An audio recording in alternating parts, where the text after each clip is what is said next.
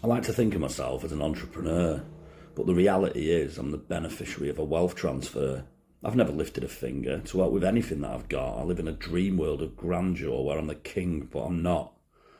I decided to be vegan so I could tell others how to live, because if I didn't have that edge, I'd have nothing to give. It's hard filling the void of a dark, empty soul. I'm not sure who I am. I'm like a rabbit in a hole.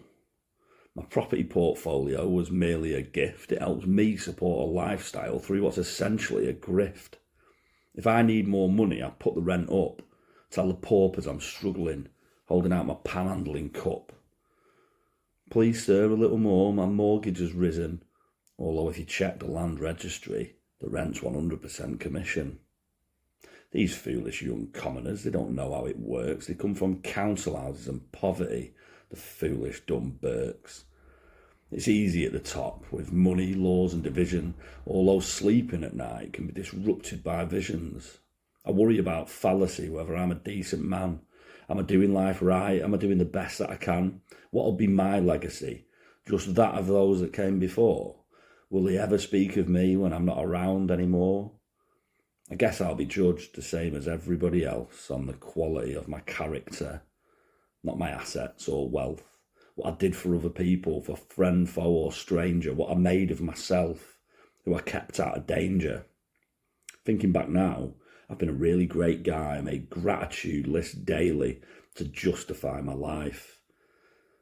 Being thankful is important, especially to me, for everything that I give and all the land I oversee. So when I make these lists, I'm thankful for things like eyes, because they're just something else that was given by surprise.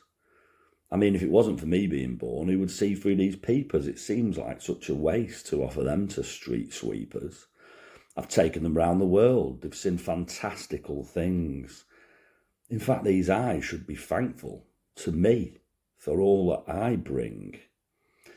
Excuse me, maid, please fetch my finest silver spoon so I can gouge out these bastards, the freeloading buffoons. They've never once thanked me for the trips to Thailand or the places they visited, thousands of miles of golden sand. And so I gouged out my eyes, the thankless pair of twats. It's not like I needed them. I've spent my life blind, and that's that. Can't see past the end of my nose, though that's as far as I needed. So I cut it off to spite my face. I don't need it, I've succeeded. Whilst we're at it, these ears, what are they even for? I've never listened to anyone else. Let's chop them off. I abhor everything about myself, and I'll die on this hill. At least I didn't ever have to swallow that bitter, bitter pill. It's hard to choke down on the fact I could have done so much more instead of sitting on my arse, a grouch and a bore, a great disappointment to all but myself.